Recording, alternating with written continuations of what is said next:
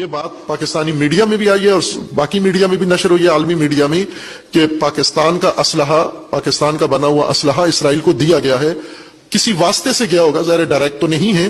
Siren बजाए गए और लोगों को महफूज मकामात पर मुंतकिल होना पड़ा, लोगों को शेल्टर लेना पड़ा, जो उनके शेल्टर हाउसेज होते हैं, जो उनके बंकर्स होते हैं। कंपनियां हैं जिन्होंने खरीदा किसी और नाम से है और दिया किसी और नाम को है। ये असलहा इसराइल के लिए खरीदा गया है या वहां देखा गया है या वहां पहुंचाया गया है। खूब मुसलमान मुल्कों से ये काम कर रहे हैं। तुर्किया अजरबैजान से बहुत सारी चीजें लेकर इसराइल तक पहुंचा रहा है। मुल्क की एलीट और हुक्मरान तबका एक तो और तरफ होता है, ये सारी दुनिया में हो रहा है, पाकिस्तान में भी होता है और वेस्ट में भी यही हुआ है। अहम खबर आपको दे, सिक्योरिटी फोर्सेस ने पाक अफगान बैन अल-अक़वामी सरहद पर दहशतगर्दों की दरअंदाजी की कोशिश नाकाम बना दी है।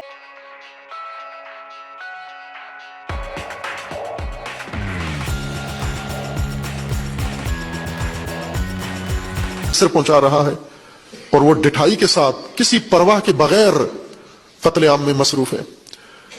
खूब ये बेजमीरी है, बेशर्मी है, बेहयाई है, हर तबका।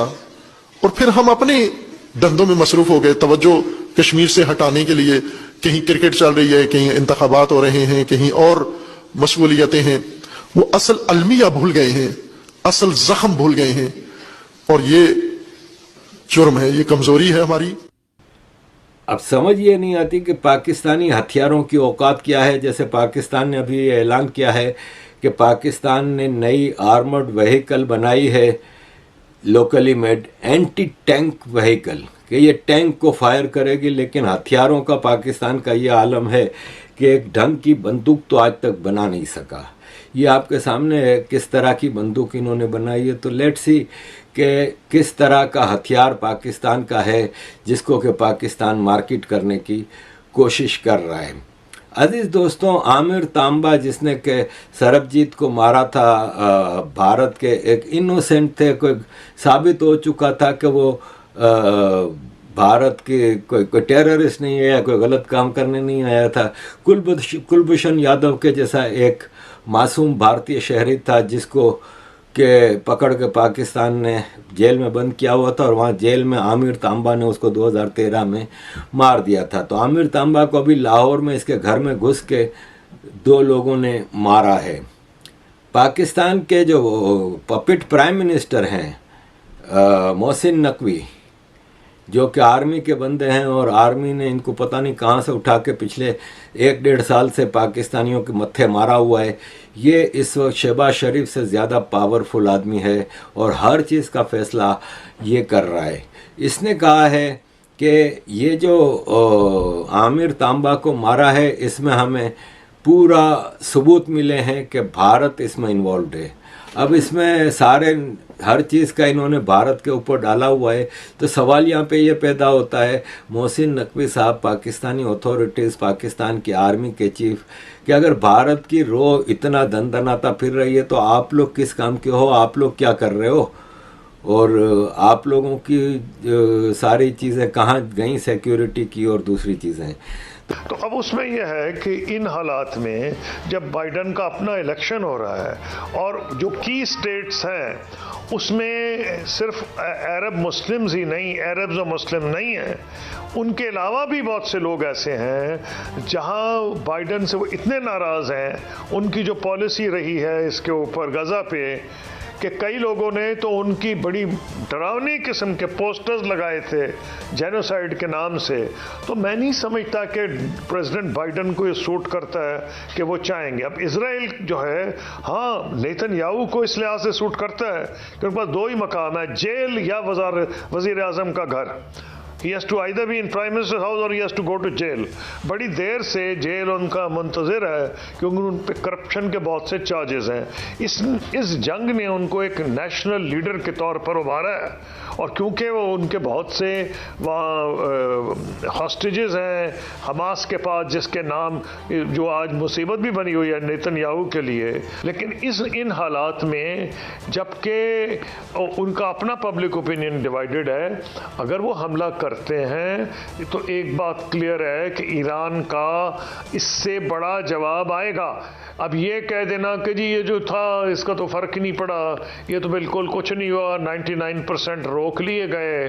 देखें, ईरान ने इसको टेलीग्राफ करके किया है। उसने इनको 3 दिन मुतवातर नोटिस दिया है। प्रेसिडेंट बाइडन को 2 दिन रिपीटेडली बताया है हम हमला कर रहे हैं, जिसकी बुनियाद पर रोज प्रेसिडेंट बाइडन कहते थे मत करें, नेवर, डोंट, नेवर। तो क्या वो इस तरह को हमला करता है?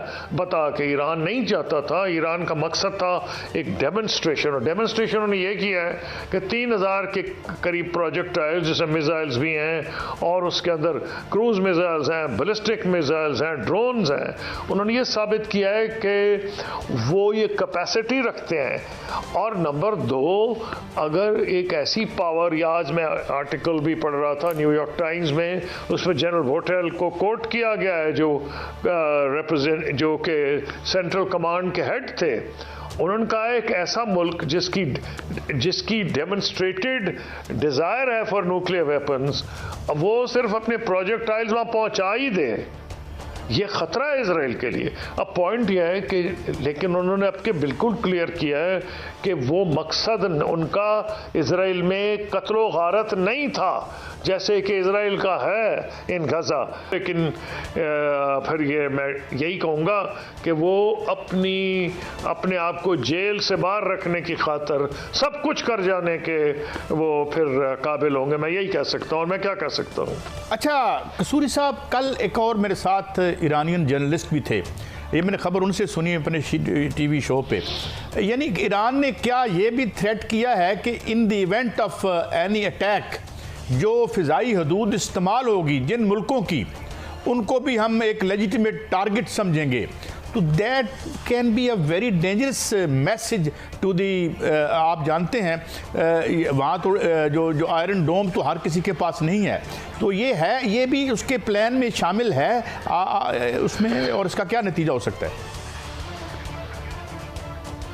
नहीं, देखें, ईरान ने अभी तक बहुत जो है जची तुली बातें की हैं, और उनके जो फॉरेन मिनिस्टर हैं उन्होंने भी जो बयान दिए हैं, वो मैं समझता हूँ बड़े सोच समझ के बयानात दिए गए हैं। उनके जो एकदम ऐलान कर देना पासदारान के हेड का, हम आगे नहीं जाएंगे, हमने मकसद हासिल कर लिया, तो इसका मतलब यह है कि भाई उन्होंने ये क्लियर किया है कि हमारे पास कैपेसिटी है। और अब अगर बात बढ़ता है तो इजराइल की रिस्पॉन्सिबिलिटी है। इजराइल की अगर रिस्पॉन्सिबिलिटी है, और इजराइल को तो एक और वजह से, इजराइल नहीं, मुझे नेतन्याहू कहना चाहिए, इसलिए सूट करेगा कि सारा अटेंशन हट जाएगा जो हमास में, जो गजा में, जो इन्होंने गजा का हाल किया है। इजरायली मिलिट्री ने यह भी क्लेम किया कि बहुत से प्रोजेक्टाइल्स को हमने इजराइल की टेरिटरी के बाहर ही इंटरसेप्ट कर लिया था, और इसमें इजराइल के जो मेजर एलाइज हैं उन्होंने इजराइल की मदद की, जैसे कि United States, UK, Germany, France. इन ममालिक ने काफ़ी ज़्यादा मदद की। जो इनकी टेक्नोलॉजी थी, इसकी मदद से ये ईरान के इस हमले को नाकाम करने में कामयाब हुए। और ये भी खबरें आ रही हैं कि जॉर्डन ने भी कुछ मिसाइल्स को इंटरसेप्ट किया है, क्योंकि जॉर्डन को ये सारा सिस्टम अमेरिका ने ही दिया हुआ है।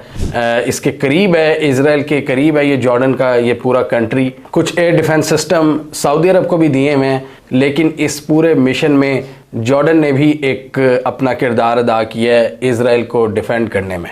इसकी एक मेजर रीज़न ये भी है कि वो जॉर्डन की एयर स्पेस से गुजर रहे थे, इसीलिए उनका जो एयर डिफेंस सिस्टम था वो एक्टिव हो गया था। इसके अलावा यूएस के जो डिफेंस सेक्रेटरी हैं लॉयड ऑस्टिन, उन्होंने कहा कि उसी दौरान सीरिया और इराक की जानिब से भी कुछ मिसाइल दागे गए, जिनको हमने मिलकर इंटरसेप्ट किया और उनको नकारा किया।